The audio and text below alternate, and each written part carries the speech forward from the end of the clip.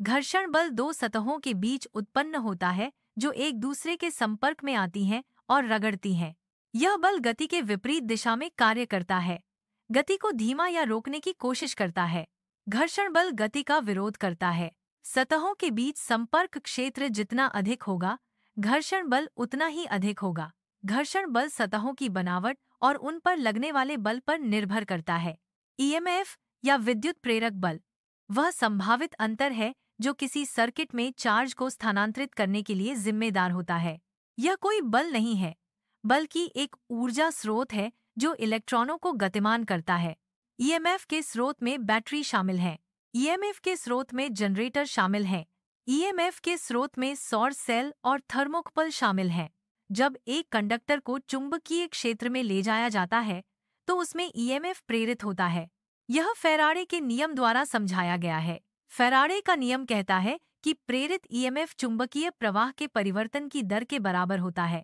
चुंबकीय प्रवाह में परिवर्तन की दर प्रेरित ईएमएफ को निर्धारित करती है। अधिक तेजी से चुंबकीय प्रवाह में परिवर्तन, अधिक ईएमएफ प्रेरित होता है। प्रेरित ईएमएफ कंडक्टर में विद्युत धारा उत्पन्न करता है। विद्युतवाहक बल ईएमएफ की एसआई इकाई वोल्ट वी है। 1 वोल्ट 1 जूल प्रति कूलम्ब के बराबर होता है। यह बताता है कि किसी स्रोत द्वारा कितना वोल्टेज उत्पन्न किया जा रहा है। वोल्टेज विद्युत क्षेत्र में दो बिंदुओं के बीच प्रति यूनिट चार्ज संभावित ऊर्जा अंतर है। ईएमएफ एक विद्युत स्रोत द्वारा बनाया गया अधिकतम संभावित वोल्टेज है।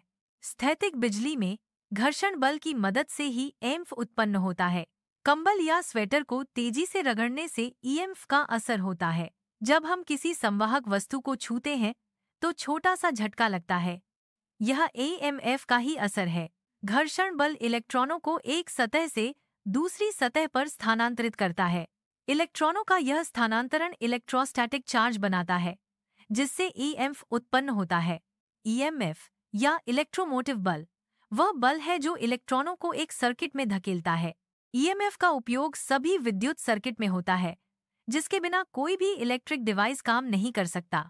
घर्षण बल का उपयोग सेंसर में होता है, जो विभिन्न प्रकार के मापन में मदद करता है। घर्षण बल का उपयोग ऊर्जा उत्पादन में होता है, जिससे यांत्रिक ऊर्जा को विद्युत ऊर्जा में बदला जा सकता है। विद्युत सर्किट और सेंसर दोनों में ईएमएफ और घर्षण बल महत्वपूर्ण भूमिका निभाते हैं।